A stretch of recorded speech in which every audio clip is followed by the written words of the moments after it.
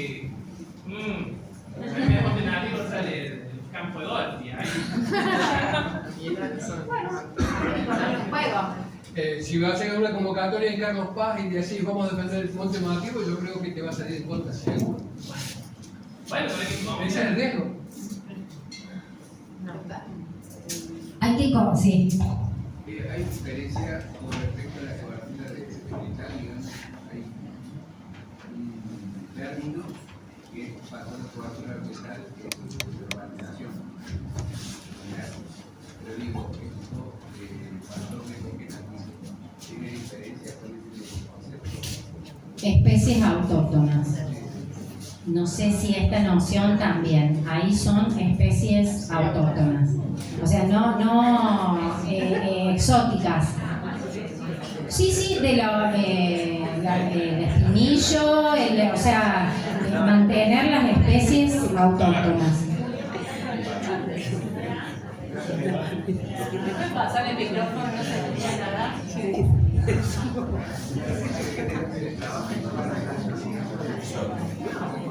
Perdón, voy a pasar el micrófono que está interesante para que lo escuchen. Se trabaja en todos los municipios, en eso se escucha. El factor de cobertura vegetal en relación al FOS, que es el factor de ocupación de suelo, que quizás es interesante ver si desde la perspectiva del factor de bosque nativo, además de conservar el factor de cobertura vegetal, se tiene en cuenta que esa cobertura vegetal sea un porcentaje de bosque nativo. A eso lo puede con la ordenanza, quizás que trabajaron ellos. Sí, eso es.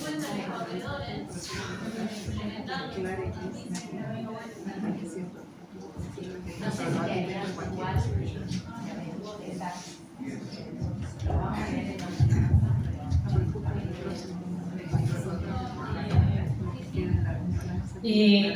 Parte de esa idea de factor bosque nativo se contempla, digamos, la diversidad y la riqueza que hay de ese sector o ese bloque, ¿sí? Es decir, si hay especies dominantes o no, o es solamente un sector de solamente una especie, por ejemplo, espinillo. Entonces, el criterio de dónde se va a autorizar a la construcción va a depender del responsable en el municipio. O sea, no queda criterio del propietario o del arquitecto. Claro. Pero ese es bien general. Claro, si la ordenanza exige, digamos, que quede cierto porcentaje, o sea, recogerse con especies nativas. Sí, habría que agregar de los 3 estratos. Claro. Porque no sé la noción esa de cobertura.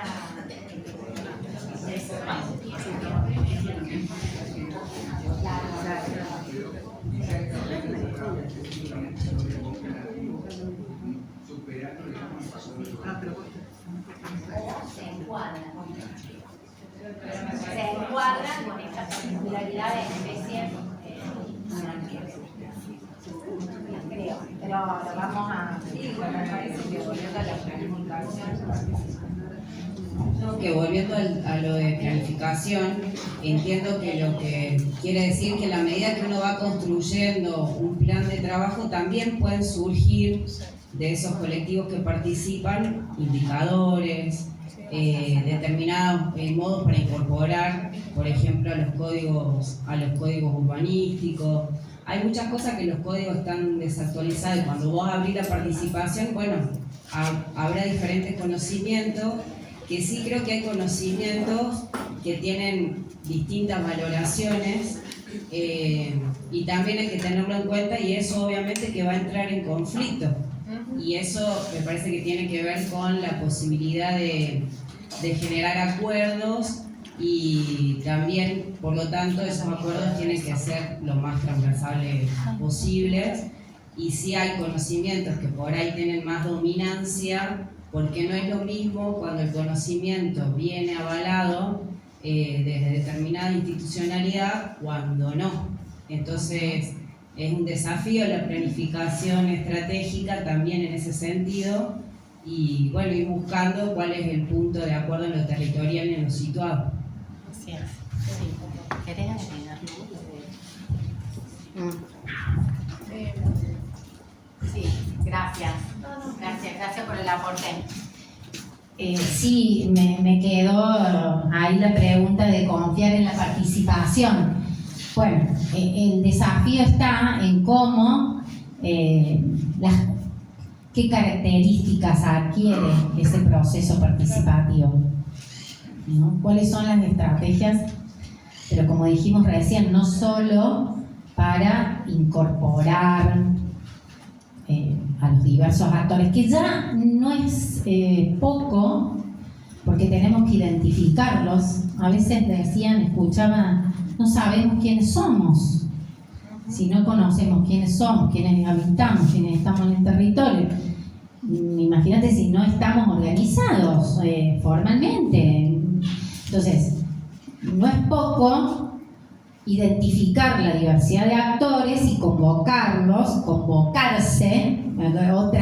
algo que alguien planteó, que también me pareció muy interesante, movilizarnos y desde ese espacio colectivo activar el proceso, ¿no? No necesariamente convocatoria desde la gestión estatal, ¿no? Entonces, bueno, ya todo eso es un montón, pero además, ¿qué mecanismos para que esa diversidad de participaciones tengan decimos nosotros, una paridad aproximada en la voz? Ni siquiera decimos igualdad, ¿no? Como las desigualdades son tan profundas que tenemos que generar, eso es parte de las estrategias, generar posibilidades de una participación lo más igualitaria posible. Y ahí sí, confiar con los riesgos de la participación. Lu, ¿algo más? Estoy pensando, si tenés a los desarrolladores inmobiliarios, obviamente que los tenés que tener sentados, ¿no? No los vamos a tener afuera. El espacio. Perdón. Yo pienso que esa cuestión de correr el riesgo es un tema muy delicado, en el sentido de que me parece que en el tema de los conocimientos justamente se trata de consensuar acuerdos, y en ese consenso de acuerdo hay conocimientos que van a contrapelo, por decirlo así. Es decir, si se está dando una validación, por ejemplo, voy a decir, ya mismo nomás tener gente de sectores de la rural, lo agropecuario, viste, que piensan que el monte nativo es una acumulación, ¿no es cierto?, que genera masa para el incendio. Entonces, y si eso se le da una validación a ese conocimiento, ponele, no es una cuestión de ponerse a generar un acuerdo frente a eso, ¿no es cierto? Pienso yo, ¿no? Esto es, por supuesto, mi postura. Entonces, todavía me parece que es rico esta reunión que estamos trabajando así para entre nosotros mismos generar acuerdos que todavía tienen diversidades problemáticas a entender el territorio. Simplemente entender, por ejemplo, qué papel cumple así a nivel general la vegetación, más allá de la clasificación. Por ejemplo, viste, encuentro que todavía estamos usando hasta terminologías que deberíamos excluirlas. Entonces, hasta eso, viste, es un detalle esto del conocimiento. Hay un montón de conocimientos en síntesis que me parece que habría que desacreditarlos, diría, en función de consensos hacia eso, que es difícil, ¿no? Pero hoy por hoy hay territorios donde el mismo informe que hicieron biólogos, etcétera, para impedir determinada urbanización, ese mismo informe fue utilizado para darle factibilidad a la urbanización. Entonces imagínate cómo la herramienta de conocimiento fue utilizada al revés, por decirlo así. Y más en estos tiempos que estamos viviendo un montón de negaciones y un montón de, qué sé yo, por ahí acá tenemos algún terraplanista, por ahí me explica, pero no sé, ¿entendés eso? Sí. Estoy totalmente en contra del borro. ¿Qué? Y me parece que, no, para mí, todo lo contrario. Yo no usaría jamás la palabra riesgo en la participación. No es riesgo en la participación. ¿Estamos haciendo un proceso participativo o no lo estamos haciendo? No hay riesgo. ¿Queremos incluir a otros que piensan distinto a nosotros o no? ¿No es cierto? Que muchas veces pasa. No estamos queriendo hacer un proceso participativo, queremos que los otros validen lo que nosotros queremos decir. Y esto es un proceso que nos pasa todo el tiempo, y este es el dolor que uno tiene que asumir al aceptar la otredad. La otredad es el que no piensa como yo. Y si no, no es participativo. Y no lo va a hacer nunca. Sí, yo hablo de los grupos de poder. Ah, ya hablaste vos. Ahora Hay por allá pedido de palabra.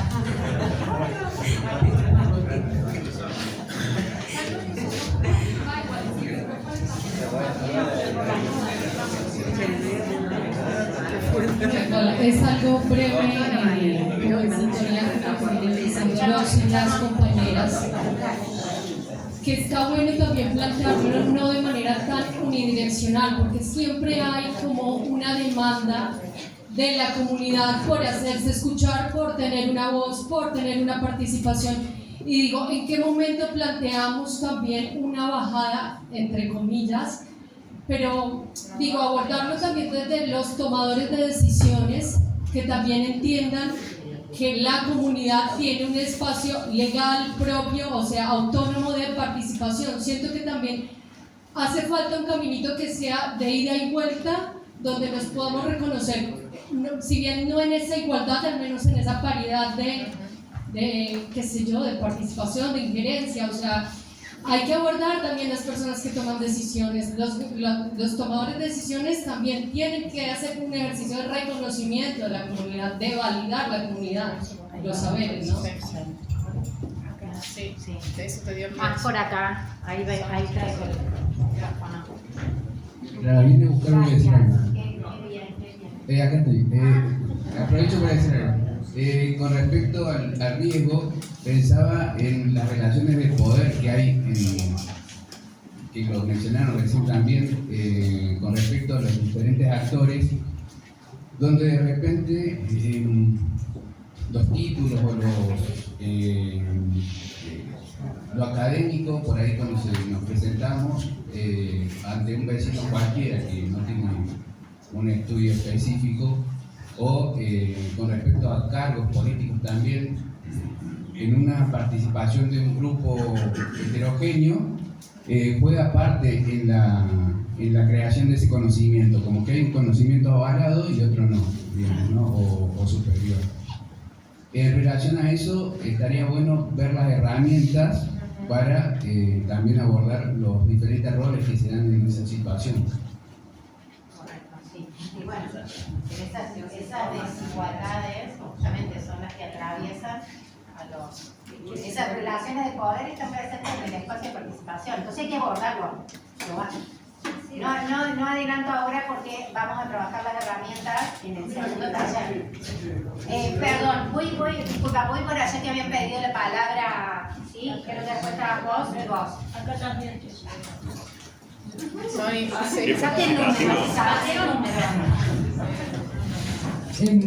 Todo lo están grabando, por suerte no me graban a mí que voy y vengo y lo vuelvo loca a ella, pero sí me alegro que está siendo grabado porque yo ya comprometo que grabemos esto, ¿no? Hay mucha cosa conceptual que es estructurante, así que creo que lo vamos a desgrabar para integrarlas. Pero además, Moni, lecturas, la actividad evaluativa del módulo, ya después lo charlaremos todo eso. Después de mucha terapia grupales, me di cuenta que cuando, creo que sirve el aporte, no quiero ser personalista, digamos, en el comentario, pero muchas veces me di cuenta en instancias de participación que uno cree que para llegar a un acuerdo con otro distinto, tenemos que lograr que piense igual que yo. Y ahí perdimos, porque hay un montón de estrategias de imposición de formas de pensar, de posicionamientos políticos, ideológicos, y todo eso va marcando qué es lo que investigo, incluso hasta en la ciencia. Ningún conocimiento es neutral, todo conocimiento y generación de conocimiento está hecho desde una persona que piensa y se posiciona políticamente, ideológicamente desde un lugar. Entonces, me parece que como el gran desafío es poder generar un acuerdo, ponerse de acuerdo con alguien que no necesariamente va a pensar que el bosque es tan importante como yo pienso, por ejemplo. Y ese acuerdo, como si llegamos a un acuerdo, como que haya acuerdos iniciales, más allá desde donde lo pensemos, que, bueno, ¿cómo queremos que sea este lugar de acá para adelante? Y yo quiero tener monte, yo quiero tener actividad turística, yo creo que tiene que haber actividad productiva ganadera. Bueno, hay una posibilidad de pensar un agua de oro que incluya todos esos intereses, aunque no todos piensen de la misma forma.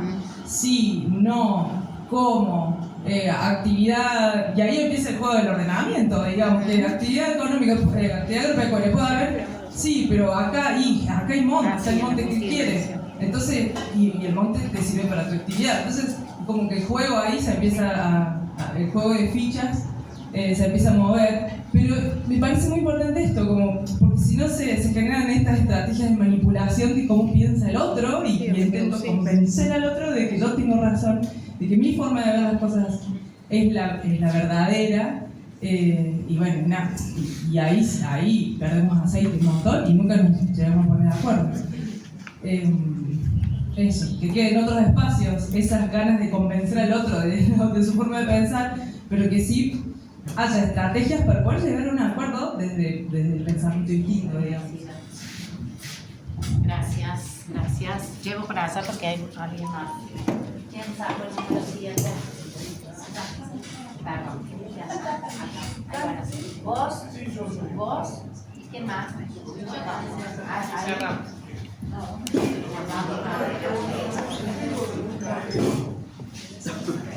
Riesgo de caer como en procesos que sean tendenciosos, ¿no? Porque me pasa muchas veces de que, bueno, por ahí los grupos más participativos son los que tienen algunas cuestiones en común sobre el territorio y bueno, y generalmente son los más proclives a participar en esos procesos. Entonces me parece que es de gran importancia esto de promover, de hacer un diagnóstico territorial de los actores, de poder tener una evaluación de cuáles son las fuerzas que están ahí en contradicción también, para que cada uno de los sectores tenga una representatividad y después llegar a un proceso en el cual nosotros en el grupo, en la ensalada de fruta de letras que hicimos, terminaba diciendo un proceso representativo con escucha empática hasta el último. A mí me gustó eso, hasta el último, porque le da posibilidad hasta el último que está callado, que está en el fondo, que está sentado, que no se siente cómodo para decir lo que tiene que decir, pero bueno, que hasta el último tenga la oportunidad de opinar y de aportar su conocimiento. Qué gracioso, mira cómo son las interpretaciones. Yo pensé que el último era hasta el último momento. Claro, ¿saben lo que pasa? Que no deberíamos tener último en el orden porque tenemos que usar la ronda. O sea, para nosotros la ronda es como un dispositivo de participación clave. La ronda en el sentido, ¿vieron? El semicírculo, por lo menos, donde todos nos vemos iguales. Estamos codo a codo, hombro a hombro, ¿no? No unos atrás y otros adelante, unos afuera y otros adentro. ¿No?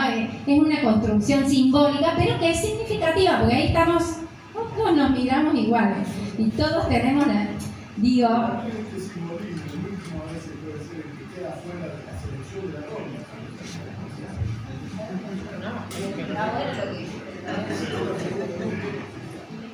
Sí.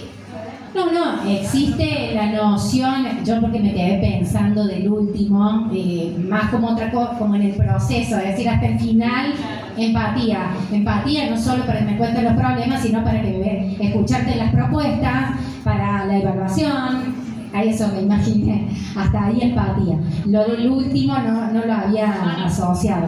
Sí, voy. No, pero estaba esa primera. ¿Primero que ella? ¿Vos, Andrés? No, era ella y la para allá.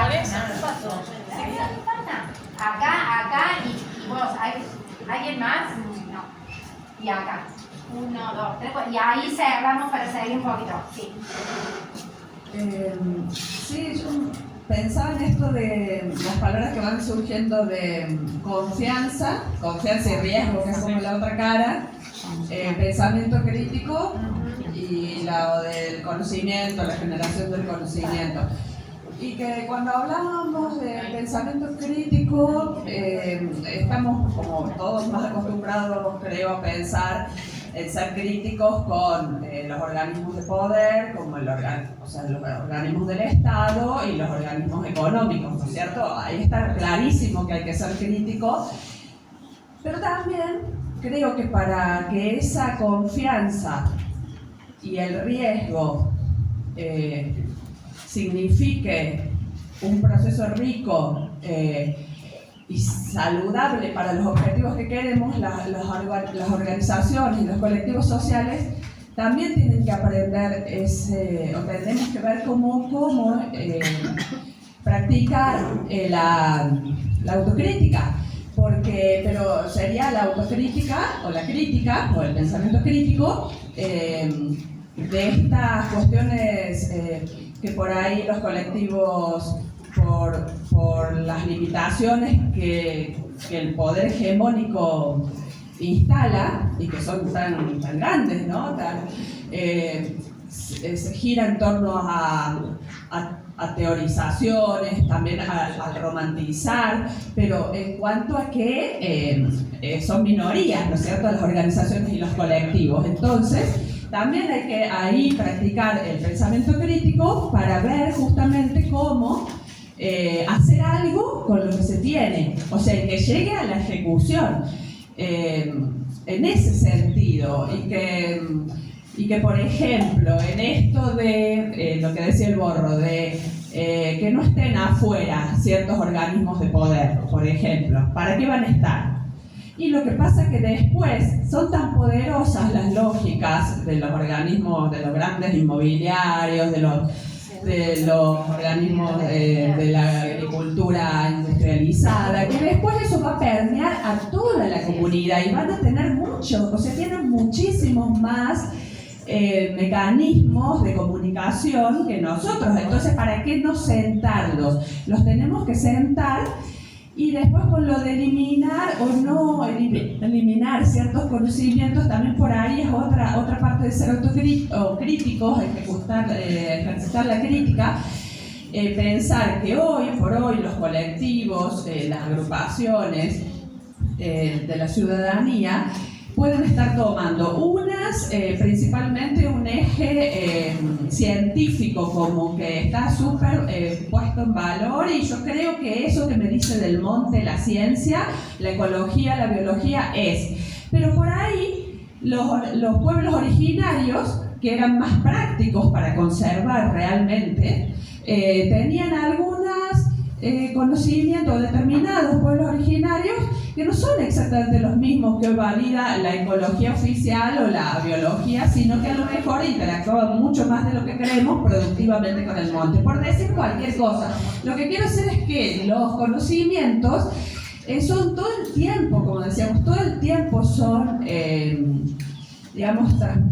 transformables, y es un constructo continuo. Entonces, desde ese punto de vista, para poder confiar, también nosotros y las agrupaciones, los colectivos, tenemos que hacer un continuo pensamiento crítico. Es mucho más difícil. Bueno, creo que ya lo hablamos, pero que algo como para por ahí. Sí, gracias. Perdón. Sí, perdón. En lo posible acotamos. Bueno, yo voy a decir 3 cositas muy puntuales que me parece de las cosas que hemos venido discutiendo. Que con respecto a esto del tema del riesgo, noto en muchos gobiernos locales que piensan la participación como si fuera una traba para la gestión, o como hay un miedito como a la participación, como si en vez de pensarlo como algo que va a sostener justamente las políticas a largo plazo, que me parece que es lo que falta muchísimo en el tema de las políticas, a todos los niveles. Después, con respecto a lo que decía Andrea, también pienso en esto de la autocrítica, porque soy parte de una asamblea ambiental de esto de poder dialogar me parece súper importante. Siento que nosotros como ambientalistas muchas veces nos súper encrispamos cuando hablamos o con los desarrollistas, digo, nos falta esa capacidad de poder dialogar, más allá de que el otro no piense como nosotros. Me parece algo también súper importante. Y con respecto también a los proyectos desarrollistas, me parece que uno de los problemas principales es que muchas veces los intereses de los desarrollistas no se manifiestan, no se explicitan tanto como deberían, justamente porque como son un grupo de poder y muchas veces pueden desarrollar sus proyectos sin tener que ponerlos a la participación. Pero bueno, eso también me parece algo a tener en cuenta, de poder explicitar cuáles son los proyectos desarrollistas que están en pugna con Conocimiento crítico, ¿no? Develador debido ser. Allá y acá Bueno, vuelvo a lo de, era hasta el último y hasta lo último, eran ambas dos cosas.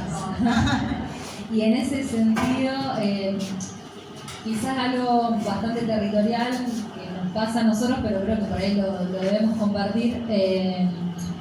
Para mí el desafío de los procesos participativos no solamente es la apertura a que sean participativos, sino también el poder sostener la participación.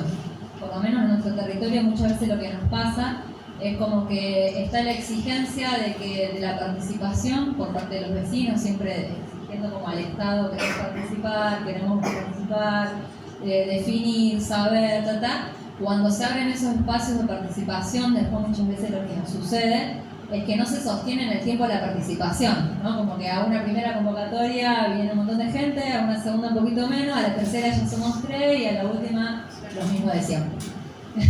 Entonces creo como que por ahí el desafío también como gestión y también como vecinos, digamos, y vecinas, es eso. Entiendo que los procesos son fluctuantes, suben y bajan según también la situación crítica que se está abordando, pero el poder trabajar en sostener los procesos, ¿no? Para que lleguemos hasta el final participativamente, y no se inicie participativamente y termine así. Vamos a trabajar en el encuentro próximo herramientas vinculadas a estos desafíos.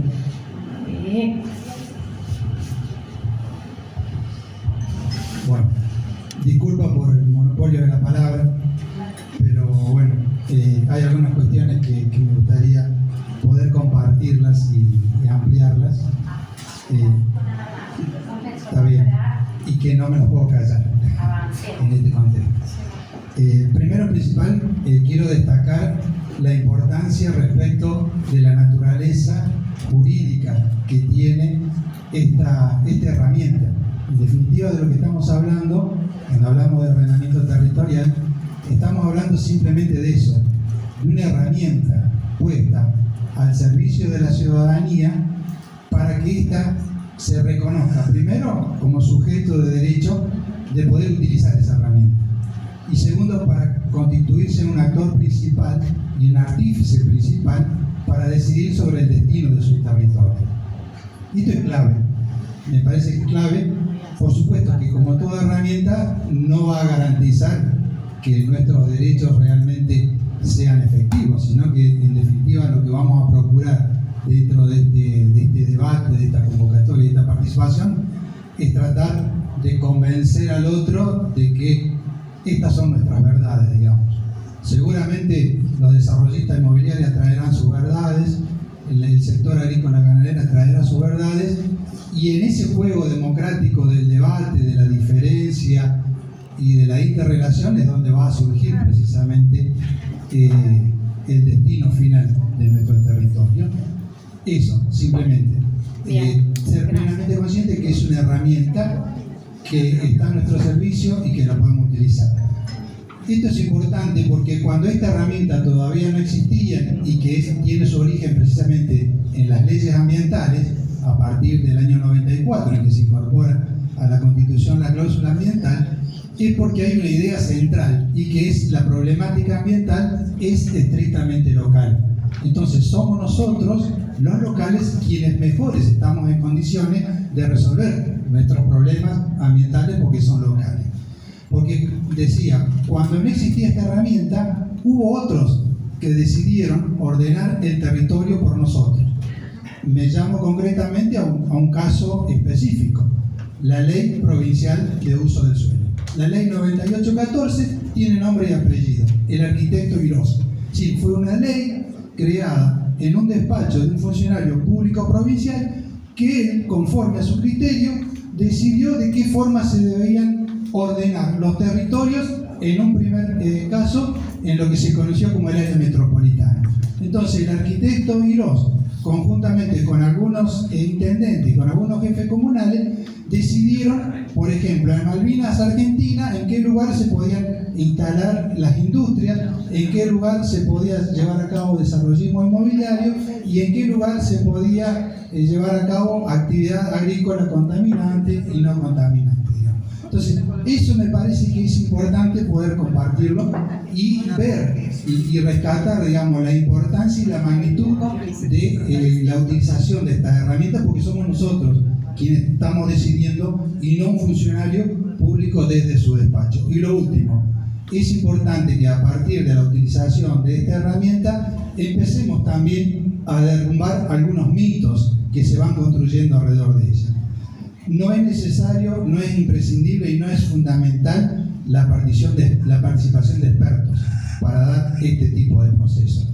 Porque así como en la universidad existen docentes comprometidos con esta problemática, dentro de la propia universidad hay docentes que investigan para el agronegocio. Hay docentes y hay decanos que quisieron estudiar el estudio de impacto ambiental de la planta de Monsanto cuando se quiso instalar en Malvinas, Argentina. Sí, la universidad también es un espacio de disputa de conocimientos y de saberes, digamos. Entonces, digamos, hablando de riesgo, dentro de la universidad también existen esos riesgos. Existen docentes que se dedican para investigar para el mercado, pero están estos otros docentes que ponen su conocimiento y su saber para precisamente las prácticas ciudadanas. Y segundo, digamos, en la misma dirección respecto del saber de experto, saber que precisamente en estos espacios participativos el saber popular, el saber ancestral, el conocimiento campesino tiene su propio espacio. Y esto se ha logrado una concreción a partir del Acuerdo de Escazú. El Acuerdo de Escazú, por suerte, hace una reivindicación de este tipo de conocimiento y dice que en todos estos procesos de evaluación y de ordenamiento no solamente debe atenderse los conocimientos científicos, sino también los saberes populares. Y esto lo digo para finalizar porque fue durante mucho tiempo absolutamente desestimado este tipo de conocimiento. Me refiero concretamente en el caso de la autovía de Punilla.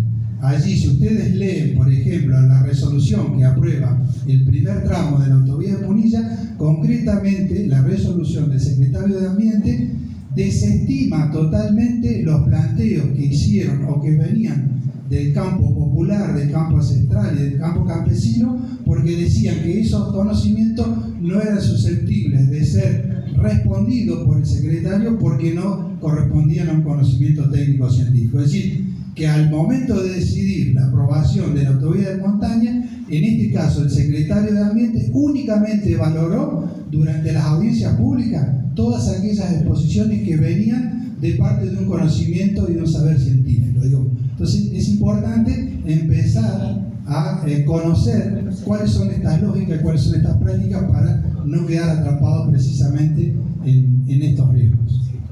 Gracias, gracias. Bueno, si les parece vamos a seguir, vamos a pasar con, brevemente les queríamos mostrar, porque otro de los aspectos que plantea el abordaje de la complejidad como enfoque de la planificación estratégica es introducir en la agenda múltiples temas, ¿no? Es imposible disociar aspectos para abordarlos de modo aislado. Esto como ejemplo, bueno, no sé si se llega a ver, fueron algunos de los contenidos que se trabajaron. De todas maneras la hemos traído a la ordenanza también de San Marcos, una ordenanza que después en gestiones subsiguientes fue modificada en aspectos sustanciales como en las estructuras de participación, por ejemplo. Y ahí estuvo la ciudadanía reclamando.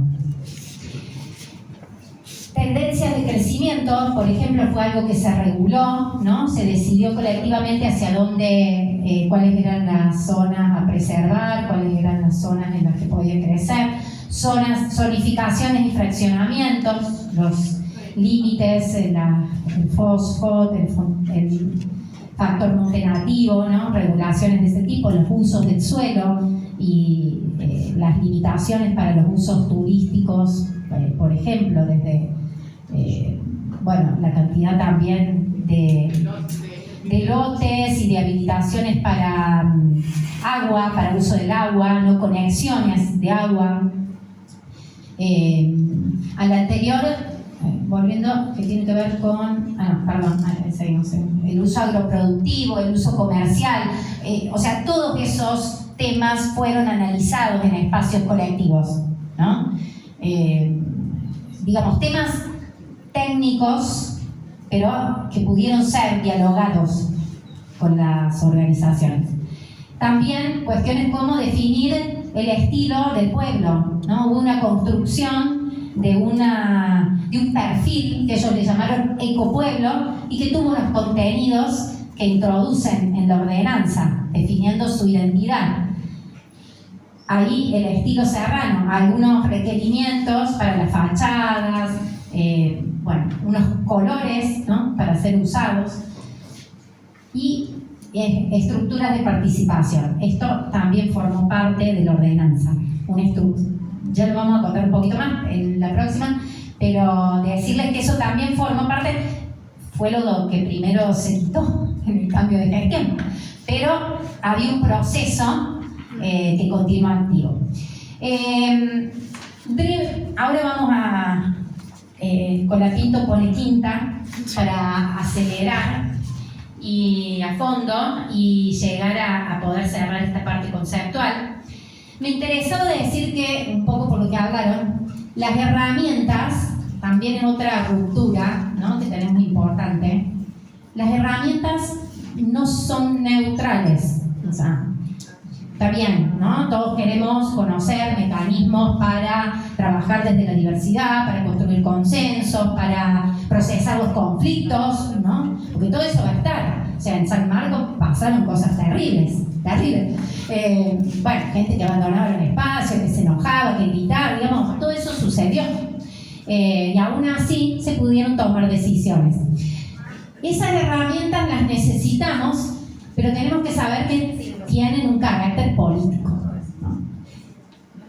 En el fondo están sustentadas por estos posicionamientos. Y acá viene el otro importante, un determinado enfoque del Estado y de la sociedad civil. Si no está esta concepción presente, el proceso participativo es falacia, ¿no? Se vacía de contenido. Y también lo digo por las metodologías express. No sé si habrán, hay consultora.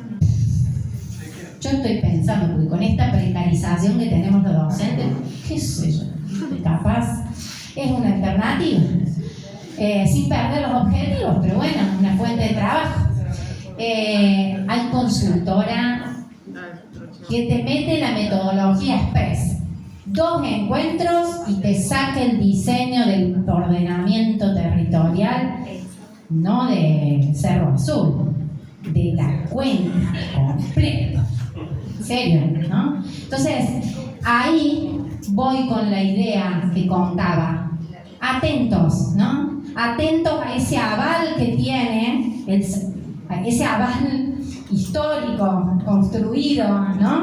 Que tiene la validación de ciertos saberes. Atentos, ¿no? En vigilancia.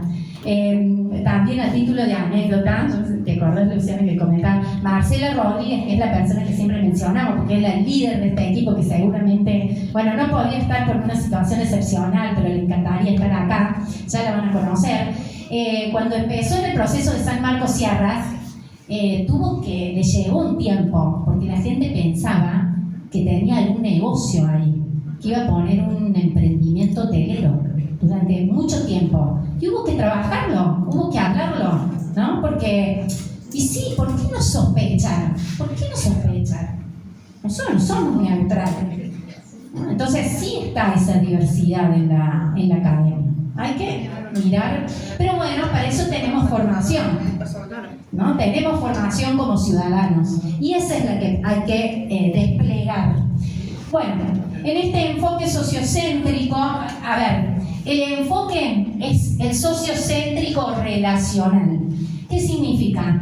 Que miramos dentro del reconocimiento de las el sistema sociopolítico con el mercado, el Estado, la sociedad, reconocemos la interconexión de sistemas, ¿no? Están articulados, pero el posicionamiento es relacional o sociocéntrico, un vínculo virtuoso entre Estado y sociedad. Sociedad fuerte y Estado robusto. Los dos. Ambos posicionados desde sus fortalezas, ¿no? Este es el enfoque. Es decir, llevar adelante estos procesos nos demanda sociedad fuerte y un Estado fuerte. Con un modelo de gestión, ¿no? Determinado, pero un Estado fuerte.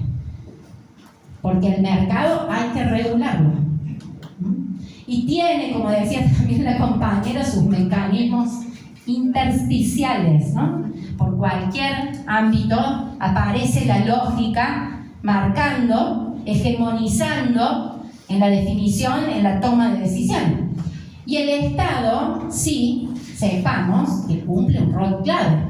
Otorga licencias, otorga factibilidades, ¿no? Ejerce un poder regulatorio y sancionatorio, ejerce el control, la vigilancia, el poder de policía, así que es un actor clave, ¿no? Puede venir la movilización desde la ciudadanía, la convocatoria desde la ciudadanía, pero el Estado tiene, la gestión, el gobierno tiene que estar presente, ¿no? Esto no voy a redundar porque lo dijimos.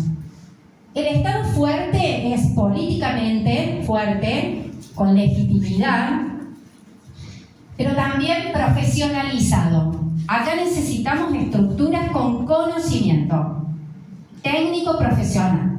Por eso hay que apostar a la formación. Por eso también, estos espacios son importantes, ¿sí? Porque los equipos profesionales tienen que tener saberes específicos. O sea, pero no ya como un conocimiento preferencial, sino como una responsabilidad para la gestión. Hay que ponerle en juego. Y la sociedad fuerte implica un poco de lo que vinimos hablando. La expresión de la heterogeneidad, ¿no? Los últimos tienen que estar, ¿no? Los relegados, las voces más invisibilizadas tienen que estar. Por lo menos emerger, visibilizarlas, reconocerlas desde el Estado, desde la propia ciudadanía. Y reconocerlas, y ahí viene lo que yo les decía, en su calidad de como sujetos, como actores, autónomos, cognoscentes, con capacidad de transformación. Si yo no creo que el sujeto tiene una capacidad de transformar algo en el contexto de constreñimientos, de limitaciones, de condicionamientos contextuales, no tiene sentido el proceso de participación. No tiene sentido. Entonces, hay que debatirlo. ¿Creemos que es posible plantear alternativas? Bueno, si lo creemos posible, habilitemos los mecanismos. Pero digo, esta concepción tiene que estar presente. Cognoscentes en cuanto a lo que decíamos antes, ¿no? De reconocimiento, de reflexión sobre sus propias prácticas, sobre las conductas, sobre los territorios. Y autónomos, autoorientados en función de sus intereses. Una palabra a tener en cuenta, ¿no? Porque por ahí hablamos mucho de la autonomía de los movimientos sociales, de las organizaciones, tipo autonomía del Estado, ¿no? Especialmente. Esto es un tema importante, porque a veces están sentados los más cercanos. ¿O no? ¿No pasa esto? Claro, esos están. Los tenés al tiro ahí, ¿no? El desafío es ir a los otros. Porque como decían, ¿no? Los tengo que sentar a los oponentes, a los que ya supongo que piensan distinto. Supongo, veremos. Habrá algunos puntos de acuerdo. Porque acá no tenemos que converger absolutamente en todo. No. Las bases de la negociación es encontrar algunos valores, principios, parte de los objetivos que puedan coincidir, que puedan confluir. Bueno, decir que así como reconocemos de esta manera los sujetos, también en su carácter de actores. Pero no todas las organizaciones tienen el carácter de actores. Actores en el sentido de sujeto colectivo que ejerce una posición pública, que tiene interés en tener injerencia en los asuntos públicos. Ese es el actor que fortalece a la sociedad civil. Entonces, no los tenemos, hay que desarrollarlos. Es también parte de nuestro compromiso en los procesos reales de participación, ¿sí? Saber que no todos están en esa situación, pero que es necesario desarrollarlos para darle voz. Y solamente en esto tener en cuenta que también hay que revisar, y me quedo con la idea de la autocrítica, porque pensemos que a veces de las organizaciones se sientan algunas en los espacios de participación. Y ahí hay otra variable que hay que cuidar, que es la representatividad, ¿no? Es decir, no es que ese se vaya informado de su opinión. Esto requiere un proceso de construcción hacia adentro del colectivo, donde habrá que desplegar todas las tensiones y generar unos acuerdos para comunicar al afuera. Esto, ojo también, porque a veces acordamos desde los que están presentes, digamos, relegando el componente de que hay una base asociativa que tiene que ser la representada en ese espacio, ¿no? Ese como otro aspecto, y ahí ya vamos cerrando. Acá me quiero quedar con que ese Estado, el Estado que puede llevar adelante este enfoque sociocéntrico, porque reconoce la importancia de la sociedad civil, es un Estado que gestiona de manera asociada, ¿no? Promueve el vínculo, lo fortalece, reconoce a las organizaciones. Y fíjense esta palabra, que es la que quiero como rescatar acá, porque es otro concepto como estructurante, que es el de la democracia deliberativa. Fíjense a dónde llegamos, ¿no? En estos supuestos conceptuales, pilares de estos procesos. Muy lejos de la herramienta tecnocrática. Es una herramienta que se despliega desde estas nociones. ¿Qué significa la democracia deliberativa? ¿Cuál es? Y ya con esto cerramos, o nos tomamos un respiro. ¿Cuál es?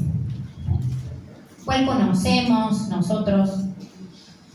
Dar voz a todos los participantes. Dar voz a los participantes. ¿Qué formas de democracia conocemos nosotros más habitualmente? El voto, la representativa, ¿no? Hay otras instancias de consulta. ¿Cuáles son? Que ubiquemos. Las audiencias públicas, el plebiscito, el referéndum, ¿no? Otras instancias que avanzan un poco con la democracia directa. Bueno, esto es más profundo. Es la noción que necesitamos. Donde tenemos que avanzar en el diálogo, ¿no? Tenemos que interactuar desde la comunicación, con la argumentación, ¿no? Generar los espacios para lograr consensos desde el intercambio argumentativo, ¿no? Poder expresar la opinión. Centralmente tres componentes. El primero, el de la información. No sé, lo tenemos ahí, si no, no. El de la información. No hay opinión sólida si no es informada. Opinión desde la información. Y después, toma de decisión. Pero lo dejamos ahí, ese lo vamos a dejar para después del correo. Quedarnos con esta idea, que es democracia deliberativa, la noción que debe estar sosteniendo esa gestión asociada desde la práctica estatal. Eso es lo que tenemos que demandar y construir, digamos, ¿no? Construir, porque respecto de la sociedad civil, quedarnos con la idea de que debemos asumir el compromiso de ampliar el espacio de lo público. Los temas públicos, los temas de interés general no son propiedad del Estado, ¿no? Ese enfoque lo que introduce es la ampliación del espacio público. No decide el Estado, no construye la